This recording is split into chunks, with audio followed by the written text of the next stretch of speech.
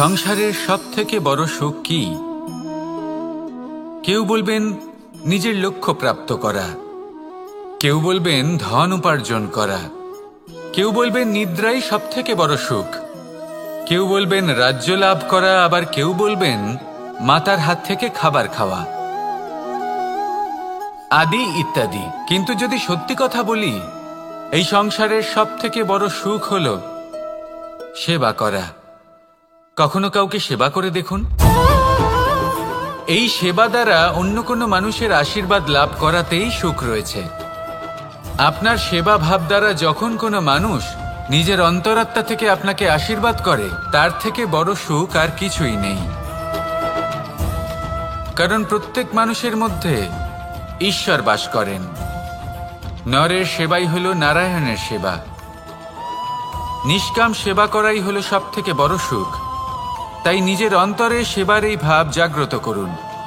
যে সুখের কথা আমি বলছি, সেই সুখ অনুভব করেই দেখুন। এই মন সুপ্রসন্ন হয়ে বলবে, রাধা রাধা। বাহ! পুষ্পের সুবাস আমার খুব ভালো লাগে। অত্যন্ত সুন্দর হয় এই পুষ্প। এইভাবে চারিদিকে পুষ্প দেখে মন আনন্দিত হয়ে ওঠে। এবার আপনারা ভেবে দেখুন, আমার চারিদিকে পুষ্প নয়, আগুন আছে। তাহলে কি হবে? আমার শরীর কি জ্বলে যাবে না? অবশ্যই জ্বলবে। শরীরকে কি আগুনের তাপ সহ্য করতে হবে না? অবশ্যই সহ্য করতে হবে। এটাই হলো প্রকৃতির নিয়ম। এই নিয়ম কিন্তু আমরা সবাই জানি, কিন্তু আমাদের মধ্যে বেশিরভাগ মানুষ এই বিভ্রান্তি নিয়ে বাঁচি যে এই যে প্রকৃতির নিয়ম, তা আমার ওপর প্রযোজ্য নয়। তা কিন্তু নয়। আমাদের চতুর্দিকে এই যে নিসর্গ রয়েছে, আমরা তার কতটা ক্ষতি করি সেটা একবার ভেবে দেখুন। আমরা বনাঞ্চল জ্বালিয়ে দিই, বায়ু দূষিত করি, জল দূষিত করি, প্রাণীদের হত্যা আমরা করি। কেন? এই নিসর্গ আমরা নষ্ট করি, যদিও আমরা জানি যে আমরাও হলাম এই নিসর্গেরই অংশ। এবার দেখুন, শরীরের কোনো অংশে যদি আগুন ধরান, আস্তে আস্তে সমস্ত শরীরও জ্বলে যাবে। সেইভাবেই নিসর্গ যদি নষ্ট হয়ে যায়, তাহলে মনুষ্য জাতিও নষ্ট হয়ে যাবে। তাই এই যে নিসর্গ আপনি দেখছেন, এই পুষ্প, এই বৃক্ষ, বায়ু, জল, এদের সকলকে রক্ষা করুন, নষ্ট নয়। মনে রাখবেন, যদি নিসর্গ থাকে মানুষ থাকবে, যদি নিসর্গ থাকে তাহলেই জীবন থাকবে। আসুন আমার সাথে ভালোবেসে বলুন, রাধা রাধা।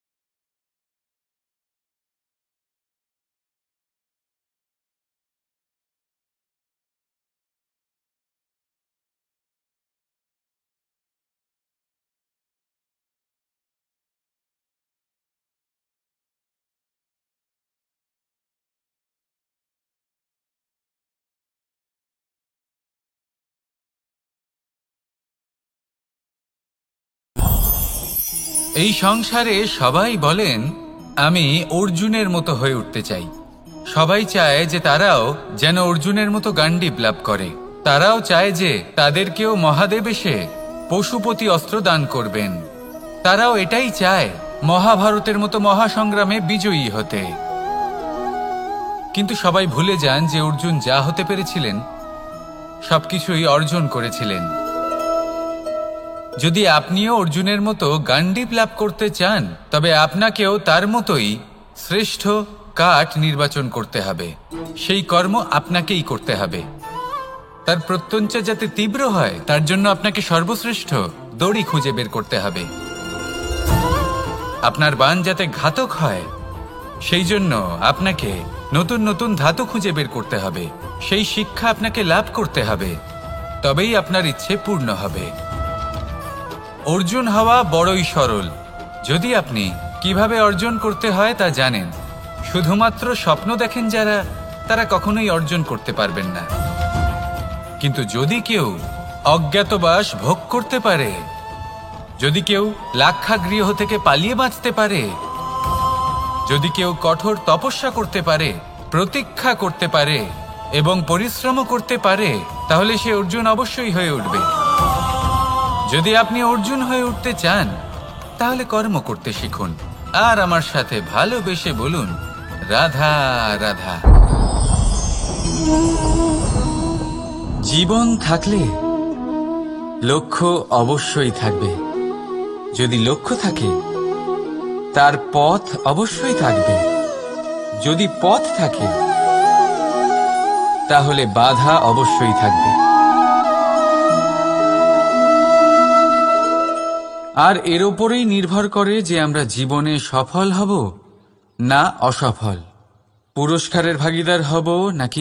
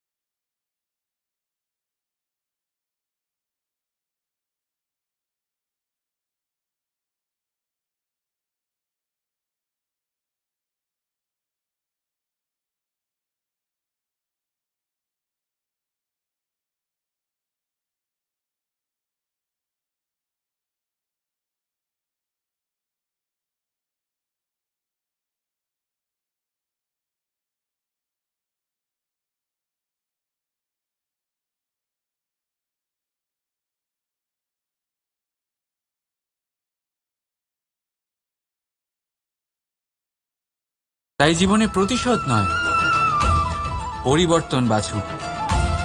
বদলা নয়, বদল বেছে নিন। আপনার বাধা আপনার বন্ধু হয়ে যাবে।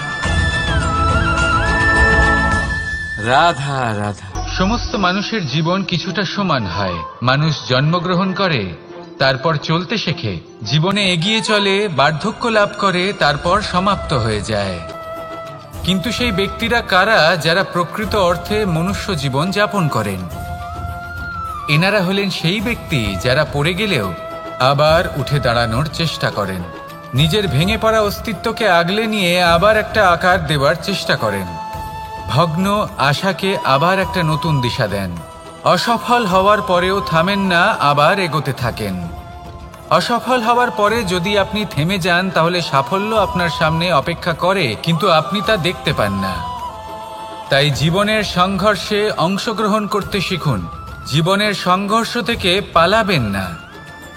আসুন আমার সাথে ভালোবেসে বলুন রাধা রাধা। একবার একটা শেয়াল বনে বিচরণ করছিল। ও একটা ছোট্ট শাবক দেখতে পেল। ও ভাবল আজ একেই আমি খাবার হিসেবে গ্রহণ করব। আশেপাশে দেখলো কেউ দেখছে না তো, কেউ ছিল না, আর সেই শাবকের ওপর আক্রমণ করল, যা হলো একটা ঘোর অপরাধ।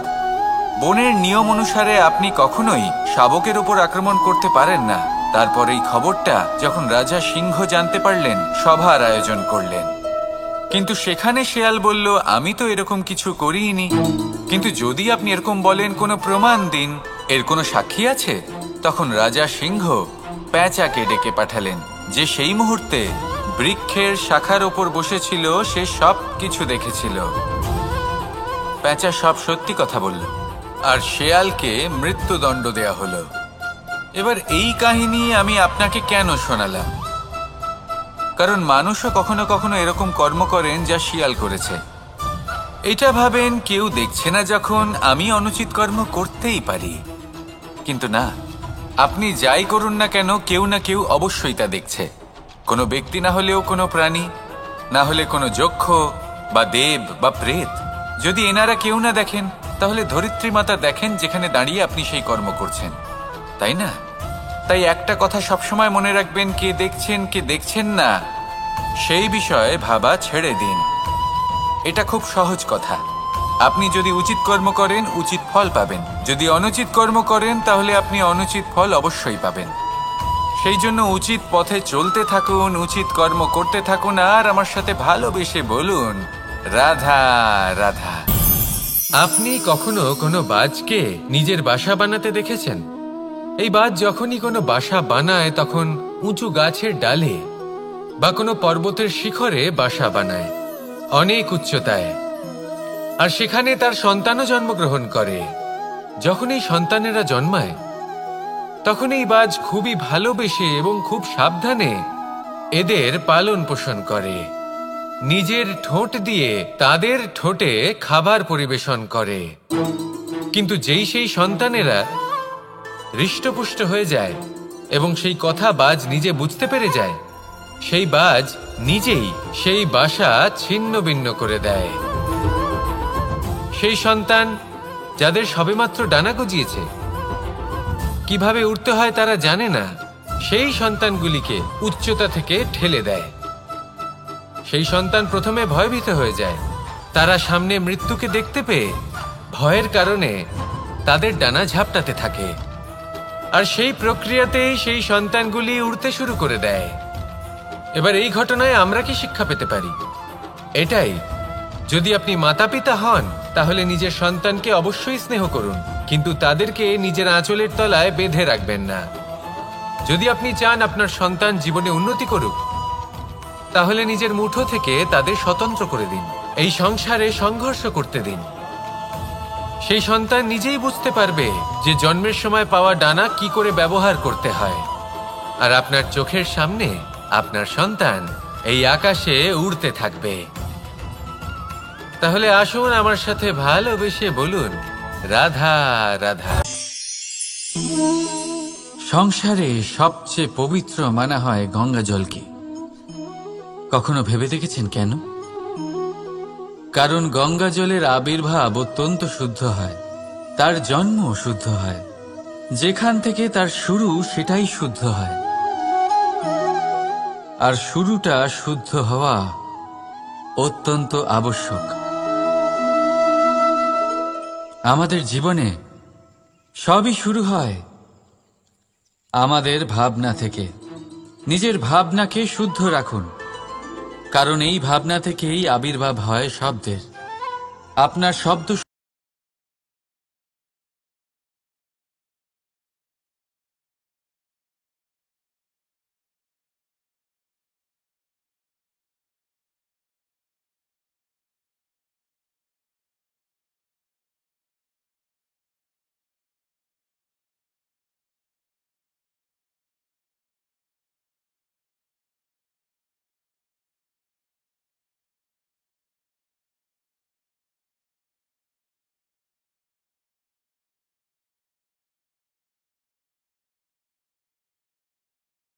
সংসারে, এই জীবনে নিজের ভাবনা শুভ রাখলে, শুদ্ধ করলে, আপনার মন সুপ্রসন্ন হয়ে বলবে,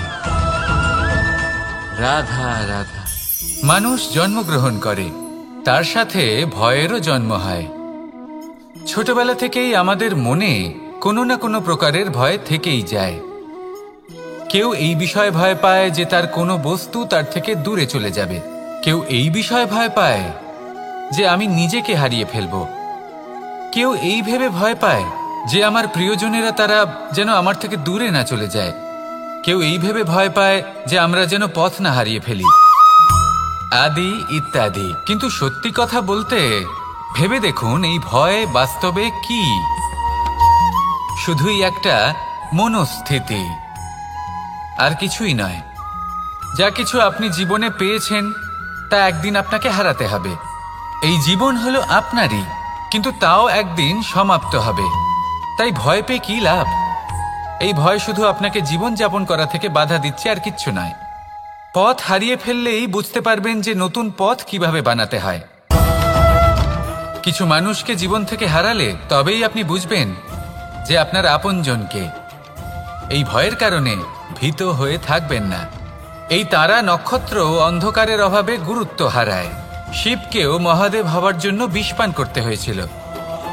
প্রত্যেক পরিস্থিতি, প্রত্যেক সাফল্য আপনার পরীক্ষা নেবে। তাতে উত্তীর্ণ হওয়া হলো আপনার কর্ম।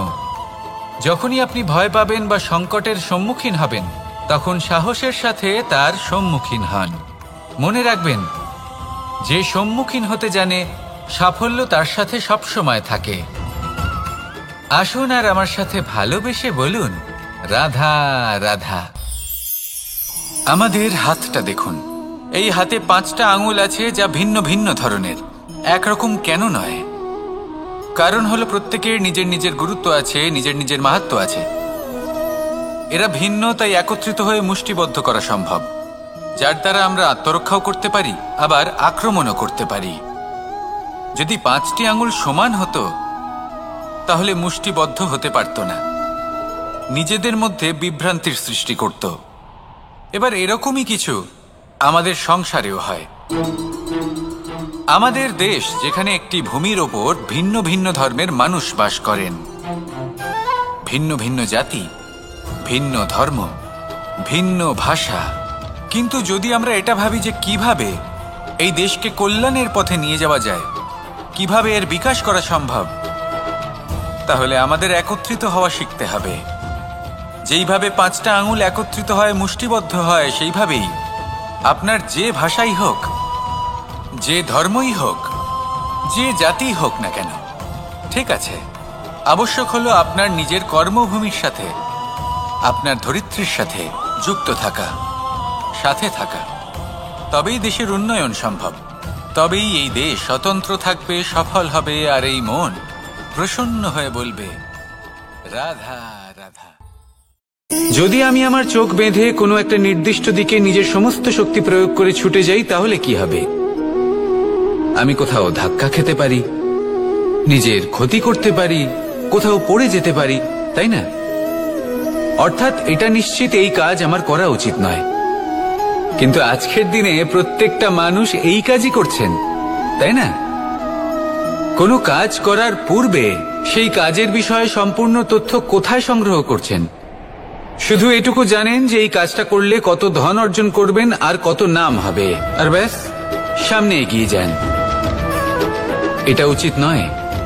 পূর্ণরূপে যে কোনো কাজ করার আগেই সেই কাজের বিশ্লেষণ করে নেওয়া উচিত, তা বুঝে নেওয়া উচিত, এবং সেই বিষয়ে অবশ্যই খেয়াল রাখা উচিত যে আপনার শরীর এবং আপনার মন এই কাজ করার জন্য কি প্রস্তুত রয়েছে। যদি তা না হয়, তাহলে প্রথমে নিজেকে শুধরে নিন, তারপরে সেই কাজ করুন। যদি এইভাবে জীবনে সামনে এগোন, তাহলে সাফল্যের সম্ভাবনা জীবনে অনেক বেশি বেড়ে যাবে। তাহলে এটাই করুন, আর আমার সাথে ভালোবেসে বলুন, রাধা রাধা। এই সংসারে সাফল্য লাভ করার জন্য জ্ঞানের প্রয়োজন হয়, পরিশ্রমের প্রয়োজন হয়, দৃঢ় নিষ্ঠার প্রয়োজন হয়, নিরন্তর চেষ্টা করা প্রয়োজনীয়। কিন্তু আরো কিছু আছে যা অত্যন্ত প্রয়োজনীয় এবং গুরুত্বপূর্ণ। তা হলো ভালো বন্ধু। তাদের থাকা অত্যন্ত প্রয়োজনীয়। যদি ভালো বন্ধু থাকে, তাহলে সময় এলে তারা ঢাল হয়ে আপনাকে সুরক্ষা করবেন। সময় এলে অস্ত্রের মতো শত্রুকে সংহারও করবেন। যদি তিনি জ্ঞানী হন, তাদের মধ্যে সদ্গুণ থাকে, তাহলে এই সব গুণ আপনার মধ্যেও প্রবেশ করবে। তাহলে সাফল্যের জন্য ভালো বন্ধু পাওয়া অত্যন্ত প্রয়োজনীয়। কিন্তু শুধু বন্ধু কেন, ভালো শত্রুও থাকা প্রয়োজনীয়। এবার আপনি ভাববেন, এ আমি কি বললাম? যদি আপনার জীবনেও ভালো অর্থাৎ শক্তিশালী শত্রু থাকে তাহলে আপনিও শক্তিশালী হতে থাকবেন। এই শত্রু আপনাকে প্রেরিত করবে আরো বেশি শক্তিশালী হয়ে ওঠার। কখনো কোনো হরিণকে দেখুন, তীব্র গতিতে দৌড়তে থাকে। কেন তীব্র গতিতে দৌড়য়? এই কারণে নয় যে কোথাও তার জন্য মধুর ঘাস অপেক্ষা করে রয়েছে, না, সে এই কারণে তীব্র গতিতে দৌড়য় কারণ সেটা না করলে তার পেছনে একটি সিংহ আছে যে ওকে নিজের ভোজন করে ফেলবে। তাই জীবনে বিপদ, সংকট এই সবকিছুও হলো অত্যন্ত গুরুত্বপূর্ণ। তার সম্মুখীন হতে শিখুন আর আমার সাথে ভালোবেসে বলুন, রাধা রাধা রাধা।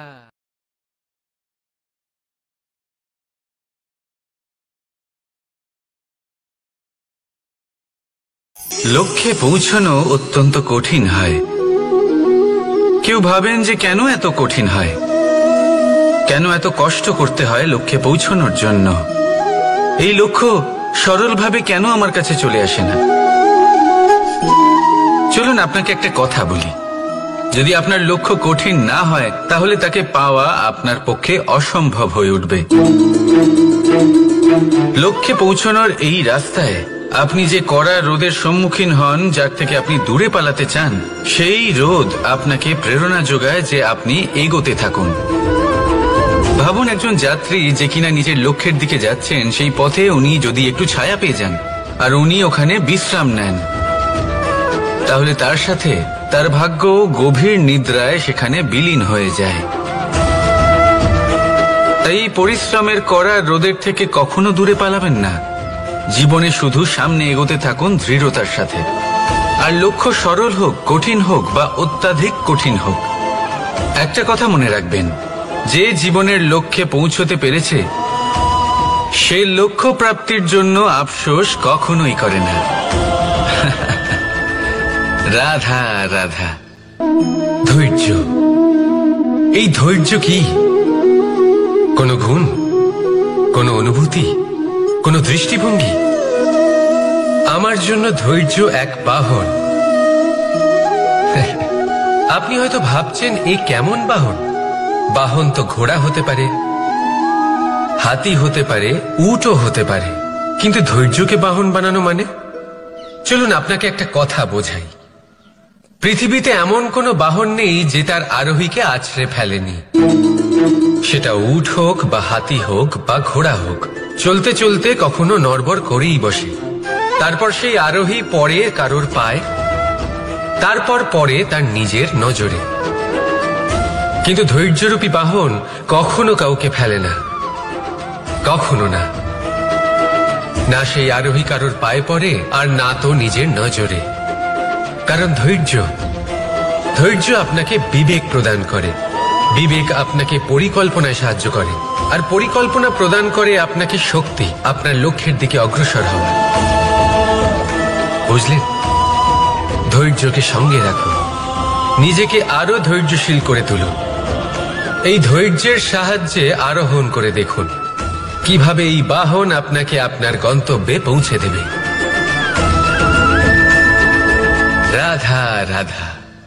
সংসারে এমন একটা ভ্রান্ত ধারণা রয়েছে যে সবকিছু ভাগ্যের দ্বারা পাওয়া যায়, কিন্তু ভাগ্য, প্রারব্ধ এ তো সকলের জন্যই সমান হয়। এটা তো ব্যক্তির উপরে নির্ভরশীল হয়, তার আকাঙ্ক্ষার উপরে নির্ভরশীল হয়, বাসনার উপরে নির্ভরশীল হয়, স্বভাবের উপরে নির্ভরশীল হয় যে উনি সেটা নিয়ে কি করেন। দেখুন এই প্রসাদ কিন্তু সকলকেই দেওয়া হয়, কিন্তু তা গ্রহণ করবেন কিভাবে সেটা ব্যক্তির উপরে নির্ভর করে। আপনাকে এক উদাহরণ দিই। যেমন ধরুন দুজন মানুষকে আমি একটা করে মাটির ডেলা দিলাম, সেটা নিয়ে তারা কি করবেন? একজন মানুষ তার ছোট ছোট ডেলা বানাবেন আর পথযাত্রীদের ওপরে ছুঁড়ে মারবেন, হাসি ঠাট্টা করবেন, তাদের বস্ত্র নোংরা করে দেবেন, সেটাতেই উনি আনন্দ পাবেন। অন্যদিকে দ্বিতীয় ব্যক্তি সেই মাটির ডেলা দিয়েই নিজের জন্য একটা কুঁড়ে ঘর বানাবেন। সেই কুঁড়ে ঘর যা রোদেতে, বৃষ্টিতে, ঝড়ে তাকে সুরক্ষিত রাখবে। অনুভূতি, এই অনুভূতি বদলাতে শিখুন। এই অনুভূতি অত্যন্ত গুরুত্বপূর্ণ। ভালোবাসাতেও এই অনুভূতি হলো অত্যন্ত গুরুত্বপূর্ণ। ভালোবাসা সে বন্ধুর সাথে হোক, মা বাবার সাথে হোক, ভাই বোনের সাথে হোক, স্ত্রীর সাথে হোক, যে কারোর সাথে হোক, মনে রাখবেন এই হলো সেই অনুভূতি যা আপনার ভাগ্য নির্ধারণ করে থাকে। তাহলে আসুন আমার সাথে প্রেমের অনুভূতি নিয়ে বলুন, রাধা রাধা। লক্ষ্য, পথ আর সাফল্য, এই তিনটেই একে অপরের সাথে জড়িত, কিন্তু অনেকবার মানুষ এদের ঠিকভাবে বুঝতে পারেন না। তারা ভাবেন যে যেরকম লক্ষ্য হবে সেরকমই পথ হবে, সেই মতোই লক্ষ্য কঠিন হলে পথ কঠিন হবে, লক্ষ্য সরল হলে পথও সরল হবে। যদি আপনাকে আসল সত্যের সাথে অবগত করাই, তাহলে দেখবেন সবকিছুই এর উল্টো। লক্ষ্য নিজের পথ বানায় না, পথ সেটাই যেটা আপনি স্বয়ং নির্বাচন করে আপনি নিজে বানান। সেই অনুসারেই আপনি আপনার লক্ষ্যে পৌঁছতে পারবেন। সেই জন্য জীবনে যখনই লক্ষ্যে পৌঁছানোর পথের বিষয়ে আপনি কোনো সিদ্ধান্ত নেবেন, তাহলে তা ভেবে চিন্তে নেবেন, কারণ এই পথ অত্যন্ত গুরুত্বপূর্ণ। পথ যদি শুভ হয়, তাহলে লক্ষ্য আপনা থেকেই শুভ হয়ে যায়। তাহলে আসুন আমার সাথে ভালোবেসে বলুন, রাধা রাধা। ভাগ্য আর কর্ম, এই দুই এমন শব্দ যাকে ঘিরে সমগ্র সংসার। কেউ বলে আমার ভাগ্যে এটা ছিল না, যা পেলে আমার জীবন অন্যরকম হতো। কেউ বলে আমার গত জন্মের কর্ম নিশ্চয়ই এমন ছিল, যে কারণে এই জন্মে এরকম ভাগ্য পেয়েছি আমি। এসব বাদ দিন আর একবার শান্ত চিত্তে ভাবুন। আপনি বুঝতে পারবেন যে ভাগ্য আর কর্ম এই দুই এই জন্মের। তফাৎ শুধুমাত্র এটাই যে যদি ভাগ্যের কথা বলা হয়, তাহলে আপনি এই ভাগ্যের থেকে যত বেশি আশা করবেন, তত বেশি নিরাশ হবেন আপনি, কারণ এই আশা আপনাকে কর্ম করা থেকে আটকায়। যদি কথা বলা হয় কর্মের, তাহলে নিজের কর্মের প্রতি যত বিশ্বাস রাখবেন, তত বেশি সফলতা আপনার কাছে আসবে। তাই একটা কথা মনে রাখবেন, ভাগ্য আপনার কর্ম নির্ধারণ করে না, কিন্তু আপনার কর্ম আপনার ভাগ্যকে অবশ্যই নির্ধারণ করে। রাধা রাধা। নাম কত সাধারণ একটা বিষয়। প্রত্যেক মানুষ যে জন্ম নেয়, তাকে একটা নাম দেওয়া হয়, যা সে পেয়ে থাকে তার মাতা পিতার দ্বারা, না হলে তার গুরুর দ্বারা, বা কোনো আত্মীয়ের দ্বারা, বা কোনো কাছের মানুষের দ্বারা। এই নামের সাথেই সে আস্তে আস্তে বেড়ে ওঠে। কিন্তু এটাই কি সেই নাম? এই নামই কি সবকিছু? কখনোই নয়। একটা নাম সেটা যা আপনি জন্মের সময় লাভ করেন, যে নামে আপনি কর্মের পথে অগ্রসর হন। আরও একটা নাম সেটা যা আপনি আপনার কর্মের দ্বারা অর্জন করেন, আর এই নামেই আপনাকে সবাই যুগ যুগ ধরে মনে রাখে। আপনার আসল নাম সেটা নয় যা আপনাকে জন্মের সময় দেওয়া হয়েছিল। আপনার আসল নাম সেটা যেটা আপনি আপনার কর্ম দ্বারা লাভ করেছেন, কারণ সেই লাভের পেছনে প্রচুর প্রয়াস লুকিয়ে থাকে, অনেক পরিশ্রম লুকিয়ে থাকে।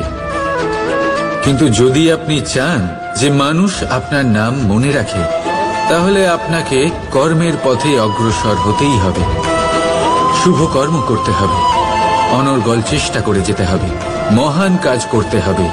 আর বিশ্বাস করুন, আপনি একটা মহান নামের ফল অবশ্যই লাভ করবেন। রাধা রাধা। আমি এখানে একা এই বনে বসে আছি, বাঁশি বাজাচ্ছি। কার জন্য? কে আছেন এখানে? কেউ নেই। আমার প্রজা, আমার রাজ্য, আমার পরিবার আমার থেকে অনেক দূরে আছেন। আমি এখানে একা এই বনে বসে এই আকাশের এই রঙের, গাছের এই সব ফলের, মাটির সুবাসের আনন্দ উপভোগ করছি। কেন? আমি হলাম দ্বারকাধীশ। এমন কি রাজকীয় বা ভৌতিক সুখ রয়েছে যে আমি ওখানে পেতে পারি না? সবকিছুই পেতে পারি, তাও এখানে বনে একা বসে আছি। কোন সুখ খুঁজে চলেছি? একা থাকার সুখ। আমরা প্রত্যেকদিন অনেক মানুষের সাথে, চিন্তাধারার সাথে, কর্মের সাথে, পরিস্থিতির সাথে সুখ দুঃখের দ্বারা বেষ্টিত থাকি। জীবনের এই চক্রে আমরা জড়িয়ে পড়তে থাকি। যতই আমরা এই সমস্যার সমাধান করি, আমরা ততই এতে জড়িয়ে পড়ি। আমরা এতটাই জড়িয়ে পড়ি যে যখন আমরা আয়নায় নিজেদের দেখি, তখন আমরা নিজেদের চিনতেই পারি না। এমন মনে হয় যেন আমরা নিজেদের হারিয়ে ফেলেছি। সেই জন্য প্রত্যেক দিন আপনি কিছু সময় নিজের সাথে কাটান একান্তে। এটা অত্যন্ত আবশ্যক। নিজের অস্তিত্বের গভীরে গিয়ে দেখতে শিখুন, নিজেকে বুঝুন। অদ্ভুত শান্তির অনুভূতি হবে। যেমন এই বায়ু, এই বৃক্ষ, এই পুষ্প, এই নিসর্গ, এদের মতো আপনিও কখনো একলা হতে শিখুন। কখনো নিসর্গের একটা অংশ হয়ে দেখুন। এই মন প্রসন্ন হয়ে বলবে, রাধা। একবার একটা শেয়াল বনে বিচরণ করছিল। ও একটা ছোট্ট শাবক দেখতে পেল। ও ভাবল, আজ একেই আমি খাবার হিসেবে গ্রহণ করব। আশেপাশে দেখলো কেউ দেখছে না তো, কেউ ছিল না। আর সেই শাবকের ওপর আক্রমণ করল, যা হলো একটা ঘোর অপরাধ। বনের নিয়ম অনুসারে আপনি কখনোই শাবকের ওপর আক্রমণ করতে পারেন না। তারপর এই খবরটা যখন রাজা সিংহ জানতে পারলেন, সভার আয়োজন করলেন। কিন্তু সেখানে শেয়াল বলল, আমি তো এরকম কিছু করিনি। কিন্তু যদি আপনি এরকম বলেন, কোনো প্রমাণ দিন, এর কোনো সাক্ষী আছে? তখন রাজা সিংহ পেঁচাকে ডেকে পাঠালেন, যে সেই মুহূর্তে বৃক্ষের শাখার ওপর বসেছিল। সে সব কিছু দেখেছিল। পেঁচা সব সত্যি কথা বলল, আর শেয়ালকে মৃত্যুদণ্ড দেয়া হলো। এবার এই কাহিনী আমি আপনাকে কেন শোনালাম? কারণ মানুষও কখনো কখনো এরকম কর্ম করেন যা শিয়াল করেছে। এটা ভাবেন কেউ দেখছে না, যখন আমি অনুচিত কর্ম করতেই পারি। কিন্তু না, আপনি যাই করুন না কেন, কেউ না কেউ অবশ্যই তা দেখছে। কোনো ব্যক্তি না হলেও কোনো প্রাণী, না হলে কোনো যক্ষ বা দেব বা প্রেত। যদি এনারা কেউ না দেখেন, তাহলে ধরিত্রী মাতা দেখেন, যেখানে দাঁড়িয়ে আপনি সেই কর্ম করছেন, তাই না? তাই একটা কথা সবসময় মনে রাখবেন, কে দেখছেন কে দেখছেন না সেই বিষয়ে ভাবা ছেড়ে দিন। এটা খুব সহজ কথা। আপনি যদি উচিত কর্ম করেন, উচিত ফল পাবেন। যদি অনুচিত কর্ম করেন, তাহলে আপনি অনুচিত ফল অবশ্যই পাবেন। সেই জন্য উচিত পথে চলতে থাকুন, উচিত কর্ম করতে থাকুন, আর আমার সাথে ভালোবেসে বলুন, রাধা রাধা। বাহ, পুষ্পের সুবাস আমার খুব ভালো লাগে। অত্যন্ত সুন্দর হয় এই পুষ্প। এইভাবে চারিদিকে পুষ্প দেখে মন আনন্দিত হয়ে ওঠে।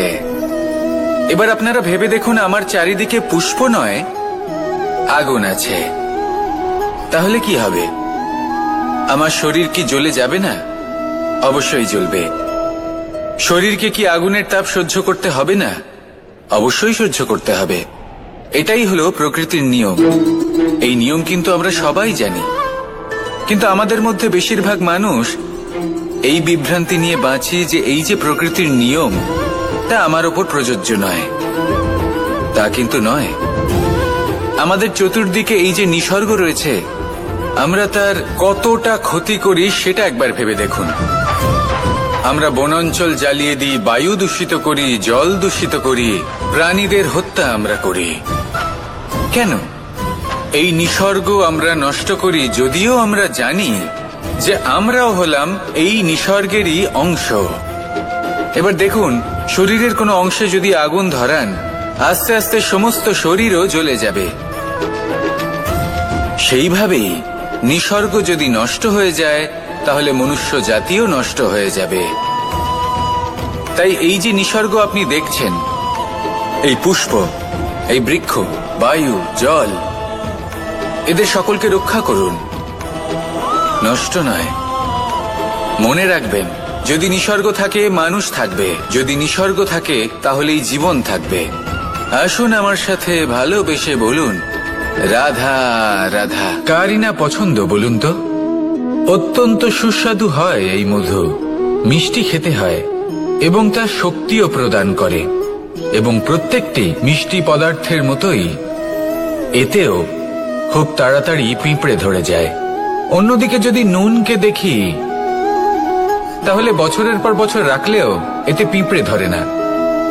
এবার যদি কথা বলি বন্ধুত্বের, তাহলে বন্ধুত্ব নুনের মতো হওয়া উচিত, মধুর মতো নয়।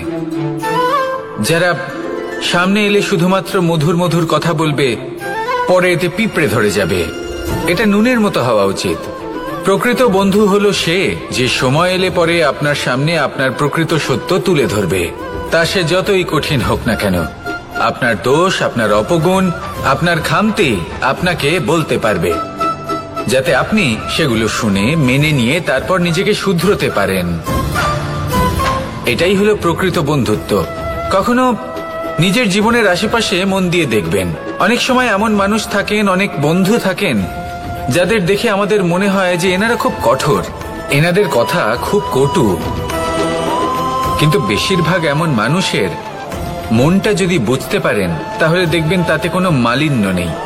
এনাদের মন অত্যন্ত পবিত্র হয়। যদি আপনার জীবনেও এমন কোনো ব্যক্তি থেকে থাকে, এমন বন্ধু থাকে, তাহলে তাদের আগলে রাখুন আর আমার সাথে ভালোবেসে বলুন, রাধা রাধা। যতক্ষণ আমরা এই সংসারে জীবিত, ততক্ষণ আমাদের সাথে সবকিছু থাকে। আমাদের ধন, সুখ স্বাচ্ছন্দ্য, আমাদের মিত্রগণ, আমাদের পরিবার, এই সমাজ, এই সবকিছু আমাদের সাথে থাকে। যেদিন আমরা এই সংসারকে ত্যাগ করব, এদের মধ্যে কেউ আমাদের সাথে যাবে না। না ধন, না স্বাচ্ছন্দ্য, না সম্পত্তি। এই সকল মানুষ, এই সমাজ, এরা শুধুমাত্রই শ্মশান পর্যন্ত আমাদের সাথে থাকতে পারবেন। তারপরে যদি আমাদের সাথে কিছু যেতে পারে, তাহলে তা শুধুই আমাদের ধর্ম। আর এই সংসারে আমরা নিজেদের যে সুনাম রেখে যাই, সেটা সম্ভব শুধুমাত্র কর্মের দ্বারা। সেই জন্য সংসারে যতদিন পর্যন্ত জীবিত আছেন, যদি কিছু অর্জন করতে চান, তাহলে ধর্ম অর্জন করুন, ধর্মের বিষয়ে স্পষ্টতা অর্জন করুন এবং কর্ম অর্জন করুন। এটাই হবে আপনার অতীত এবং এটাই হবে আপনার ভবিষ্যৎ, এবং এটাই সকলকে প্রেরণা প্রদান করবে। আসুন আমার সাথে ভালোবেসে বলুন, রাধা রাধা। কোনো যাত্রায় যাব বলে মনে করি, তখনই আমরা প্রস্তুত থাকি আসন্ন বিপদের জন্য বা সংকটের জন্য। যেমন যদি আমাদের মনে হয় যে আজকের পরিবেশ খুব ঠান্ডা হবে, তাহলে আমরা গরম বস্ত্র ধারণ করি বা সেটাকে সাথে নিয়ে যাই। যদি মনে হয় যে বৃষ্টি হতে পারে বা বৃষ্টি হয়ে চলেছে, আমরা দেখছি, তাহলে আমরা একটা ছাতা সাথে নিয়ে নিই। আমরা প্রস্তুত থাকতে চাই এবং এটাই উচিত, এবং সেই কারণেই আমরা যাত্রায় সাফল্য লাভ করি। কিন্তু যদি আমরা কথা বলি জীবনযাত্রা নিয়ে, যা কিনা সব থেকে বেশি গুরুত্বপূর্ণ, তাহলে তার জন্য আমরা পূর্ণরূপে প্রস্তুত থাকি না। আশেপাশের মানুষ, এই সমাজ, আমাদের সাথী, আমাদের মিত্ররা যে কোনো মুহূর্তে বদলে যেতে পারেন। সেই জন্য আমরা নিজেদেরকে কখনো সাবধান করি না, কখনোই নিজেদের প্রস্তুত করি না। আমাদের এটা কখনোই মনে হয় না যে এরকম হতে পারে, আর সেই কারণেই শেষে গিয়ে আমরা অত্যন্ত দুঃখ পাই। একটা অমূল্য শিক্ষা আছে যেটা আমাদের লাভ করা উচিত, সতর্ক থাকা উচিত। এই জীবনযাত্রার জন্য শুধুমাত্র এই পরিবেশের বিষয়ে তথ্য সংগ্রহ করা বা তাকে অনুমান করা, এটুকু হলেই চলবে না। আমাদের আশেপাশের মানুষজনকে দেখতে হবে, তাদের স্বভাব পরিস্থিতির ওপর নজর রাখতে হবে। যখন তারা রং পাল্টাচ্ছেন, নজর রাখতে হবে, তা অত্যন্ত আবশ্যক। পরিবর্তন আপনার জীবনে অবশ্যম্ভাবী, সঠিকভাবে তার সম্মুখীন হন। আসুন আমার সাথে ভালোবেসে বলুন, রাধা।